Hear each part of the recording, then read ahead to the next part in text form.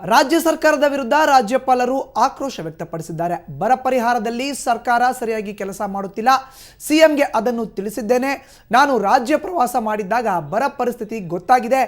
ಎಲ್ಲಕ್ಕೂ ನೀತಿ ಸಂಹಿತೆ ನೆಪ ಸರಿಯಲ್ಲ. ತಕ್ಷಣ ಬರ ಪರಿಹಾರ ಕೆಲಸ ಮಾಡಬೇಕು ಎಂದು ಬೆಂಗಳೂರಿನಲ್ಲಿ ರಾಜ್ಯಪಾಲ ಡಾಕ್ಟರ್ ಹಂಸರಾಜ್ ಭಾರದ್ವಾಜ್ ಹೇಳಿಕೆ ನೀಡಿದ್ದಾರೆ. There is a contemplated shortage of water very soon.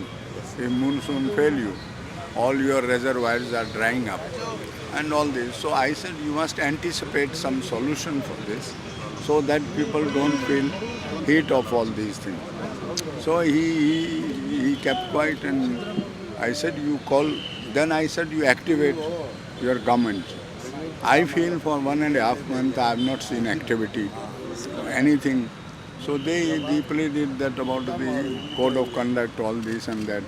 I said, I have been a law minister. I know this code of conduct is a model code of conduct by the political parties. It does not bring the government to a standstill.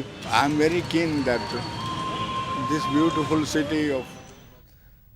ಇನ್ನು ರಾಜ್ಯಪಾಲ ಹಂಸರಾಜ್ ಭಾರದ್ವಾಜ್ ಹೇಳಿಕೆಗೆ CM Siddaramaiah ತಿರುಗೇಟು ನೀಡಿದ್ದಾರೆ. Chalukya circle ಬಳಿಯ ಬಸವೇಶ್ವರ ಪ್ರತಿಮೆಗೆ ಮಾಲಾರ್ಪಣೆ ಮಾಡಿ ಮಾತನಾಡಿದ ಸಿಎಂ ಸಿದ್ದರಾಮಯ್ಯ ಬರ ಪರಿಹಾರ ಸಮರ್ಪಕವಾಗಿ ನಡೀತಿದೆ ಎಂದಿದ್ದಾರೆ. ಅಲ್ಲದೆ ಕುಡಿಯುವ ನೀರಿಗೆ ಸಾಕಷ್ಟು ಪ್ರಾಧಾನ್ಯತೆ ನೀಡಿದ್ದೇವೆ, ಸರ್ಕಾರ ಕೆಲಸ ಮಾಡಿಲ್ಲ ಅನ್ನೋದು ಶುದ್ಧ ಸುಳ್ಳು ಅಂತ ಹೇಳಿದ್ದಾರೆ. ನಿರಂತರವಾಗಿ ನಡೀತಾ ಇದ್ದಾವೆ. ಕುಡಿಯ ನೀರಿಗೆ ನಾವು ಸಾಕಷ್ಟು ಹಣ ಕೊಟ್ಟಿದ್ದೀವಿ.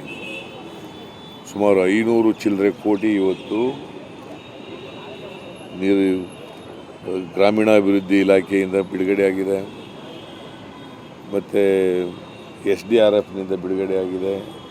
ನಾನು 100 ಕೋಟಿ ವಿಶೇಷ ಅನುದಾನ ಕುಡಿಯೋ ನೀರಿಗೆ ಕೊಟ್ಟಿದ್ದೇನೆ. ಯಾವುದೇ ಕಾರಣಕ್ಕೆ ಕುಡಿಯೋ ನೀರಿಗೆ ತೊಂದರೆ ಆಗಬಾರ್ದು. ಎಲ್ಲಿ ತಕ್ಷಣ ಬೋರ್ ಹಾಕಿ ನೀರು ಬರ್ತದೆ ಅಲ್ಲಿ ಬೋರ್ವೆಲ್ ಹಾಕಬೇಕು.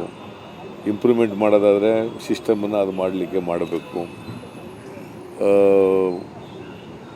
ಎಲ್ಲಿ ನೀರು ಸಿಗೋದೇ ಇಲ್ಲ, ಯಾವುದೇ ಮೂಲಗಳಿಂದ ನೀರು ಸಿಗೋದಿಲ್ಲ ಅಂಥ ಕಡೆ